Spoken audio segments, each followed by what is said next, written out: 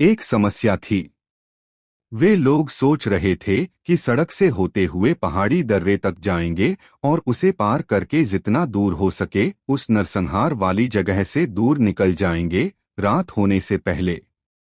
लेकिन सड़क अब रही ही नहीं थी। किसी समय पिछले महीनों में या शायद कल ही भयानक पत्थर गिरने की घटना हुई थी। सड़क के बड़े हिस्से टूटकर खाई में गिर चुके थे और बाकी हिस्से चलने लायक नहीं बचे थे। सन्नी गहरी खाई के किनारे खड़ा नीचे देख रहा था। उसके चेहरे पर कोई खास भाव नहीं था। स्कॉलर ने अपने फर वाले कोट के कॉलर में मुंह छुपाए हुए पूछा, अब क्या करें? शिफ्टी गुस्से में इधर उधर देखने लगा। फिर उसकी नजर सन्नी पर रुकी। मैं बताता हूं क्या करना है। बेकार बोझ को हटाओ। उसने सन्नी के अच्छे जूतों को देखा और हीरो से बोला, सुनो तुम्हारे लॉर्डशिप, यह लड़का बहुत कमजोर है। हमें धीमा कर रहा है और अजीब भी है।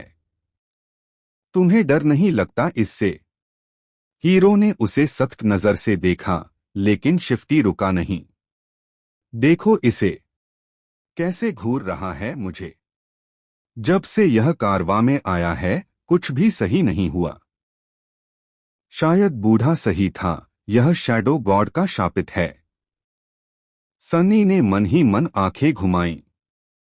सच तो यह था कि वह बदकिस्मत था, लेकिन सच्चाई उल्टी थी।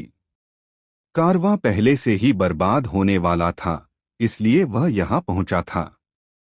स्कॉलर ने गला साफ किया, मैंने ऐसा कभी नहीं कहा। जो भी हो, क्या हमें इसे छोड़ नहीं देना चाहिए, एहतियात के लिए? स्कॉलर ने सन्नी को अजीब नजर से देखा। उसकी आंखों में थोड़ी ठंडी सोच दिखाई दी। फिर उसने सिर हिलाया, जल्दी मत करो, यह लड़का आगे काम आ सकता है। हीरो ने बात खत्म कर दी, हम किसी को पीछे नहीं छोड़ेंगे। और यह कितनी देर टिकेगा इसकी चिंता मत करो, अपनी करो। शिफ्टी ने दांत भींचे, फिर बोला, ठीक है, तो अब क्या? चारों ने टूटी सड़क को देखा, फिर नीचे ढलान और ऊपर खड़ी चट्टान को। स्कॉलर ने कहा, पुराने समय में यहां पहाड़ की चोटी तक एक रास्ता था। तीर्थयात्री कभी कभी इस्तेमाल करते थे। बाद में एम्पायर ने उसे चौड़ा कर सड़क बना दी थी। अब जो बचा है वह ऊपर कहीं होगा। अगर हम वहां पहुंच जाएं, तो सही सड़क तक लौट सकते हैं। सबने ऊपर देखा। चढ़ाई मुश्किल थी। शिफ्टी बोला, पागल हो गए हो? यह चढ़ना है? स्कॉलर ने कंधे उचका दिए। कोई और रास्ता है? किसी के पास जवाब नहीं था।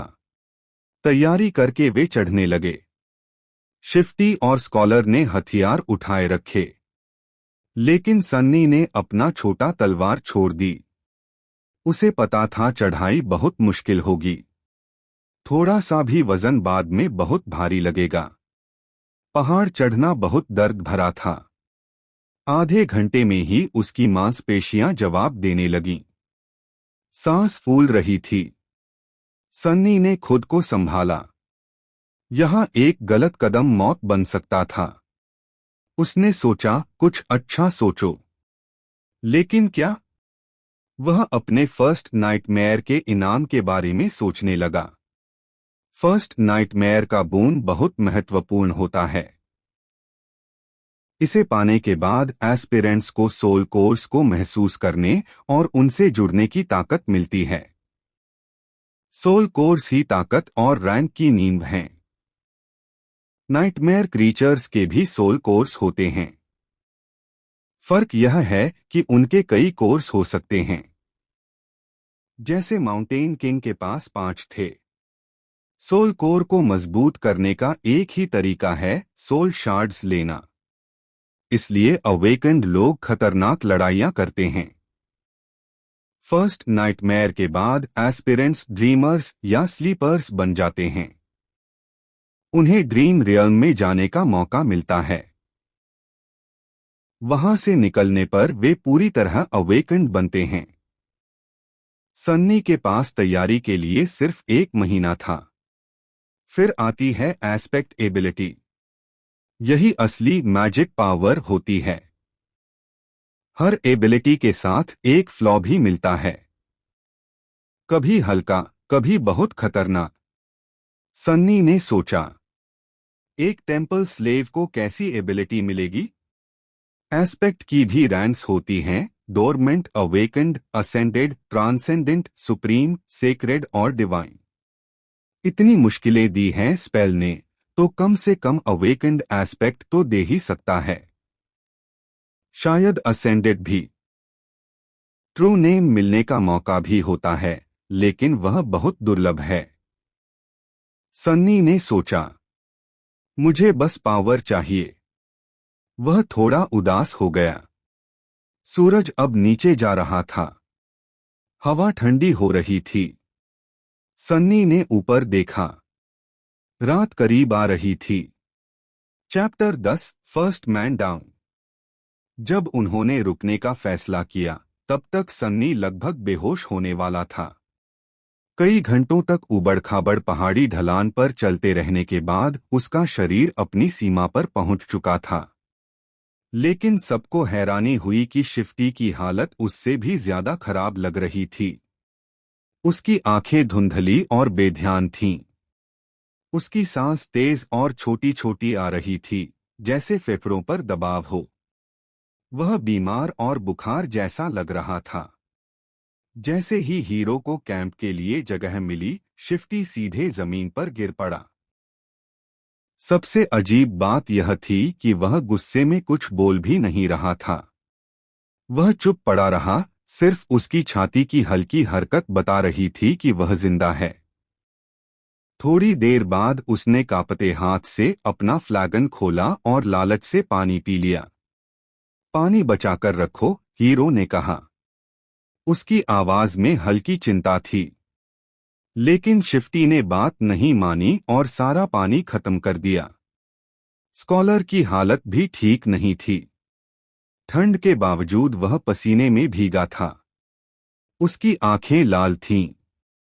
तीनों में सबसे कमजोर होते हुए भी सन्नी ने किसी तरह सबसे अच्छा सहन किया।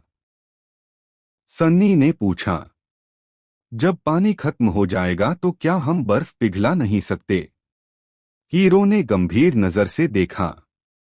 कभी ऐसा समय आ सकता है जब हम आग नहीं जला पाएंगे। किसी का ध्यान खींचना ठीक नहीं होगा। सब समझ गए कि किससे बचना है। माउंटेन किंग की याद अभी भी ताजा थी। आज हीरो को पहाड़ की दीवार में एक प्राकृतिक गुफानुमा जगह मिल गई थी।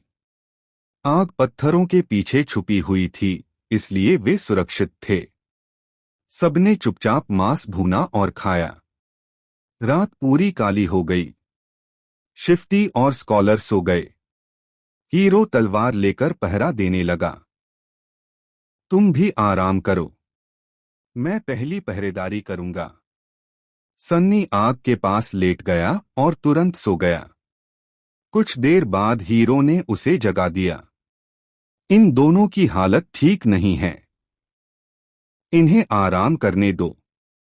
आग बुझने मत देना। सूरज उगने पर हमें जगा देना। या अगर वह बीस्ट दिखे। हीरो सो गया। अब सन्नी अकेला था। आसमान काला था। हल्के तारे और पतला चांद दिख रहा था। लेकिन पहाड़ पर घना अंधेरा था। सिर्फ सनी की आंखें साफ देख पा रही थीं। वह नीचे उस रास्ते को देख रहा था जहां से वे आए थे। दूर पत्थर का प्लेटफॉर्म दिख रहा था। वहां छोटे छोटे काले धब्बे थे, मरे हुए गुलामों के शरीर। तभी उसने देखा, चट्टान के नीचे से एक काली आकृति धीरे धीरे बाहर आई। वह टायरेंट था। वह रेंगते हुए आगे बढ़ा और लाशों को खाने लगा। हवा के साथ हड्डियों के टूटने की हल्की आवाज सन्नी तक आई। सन्नी से गलती से एक पत्थर नीचे गिर गया। आवाज रात में बहुत तेज लगी।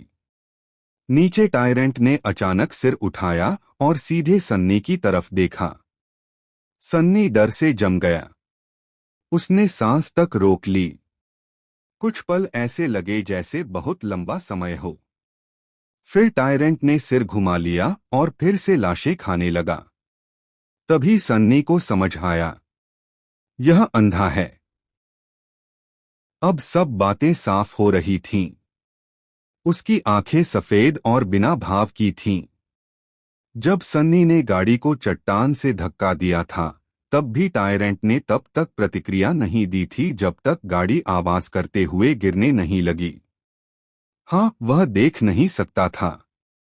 सुबह होते ही सन्नी ने सबको जगा दिया।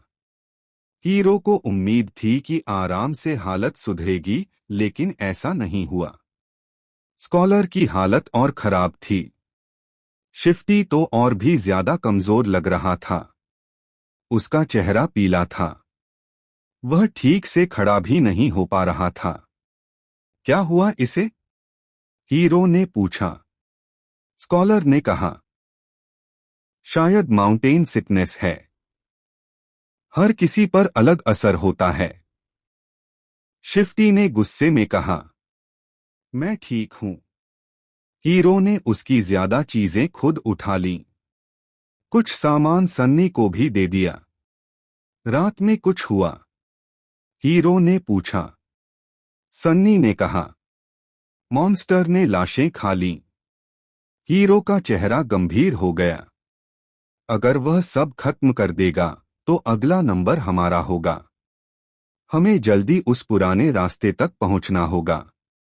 वे फिर चढ़ने लगे। सन्नी अतिरिक्त वजन से टूट रहा था। चढ़ाई बढ़ती गई। कोई बात नहीं कर रहा था। शिफ्टी पीछे छूटने लगा। उसकी ताकत खत्म हो रही थी। अचानक एक जोर की चीख सुनाई दी। सन्नी ने मुड़कर देखा। शिफ्टी का पैर बर्फीले पत्थर पर फिसल गया था। वह पीछे की तरफ गिरा और ढलान पर लुढ़कने लगा। वह कुछ पकड़ने की कोशिश कर रहा था, लेकिन देर हो चुकी थी। सब जमे खड़े रहे। उसका शरीर पत्थरों से टकराता हुआ नीचे गिरता गया। हर पल वह इंसान कम और गुड़िया ज्यादा लग रहा था। कुछ ही देर में वह एक बड़े पत्थर से टकराकर रुक गया। शिफ्टी मर चुका था।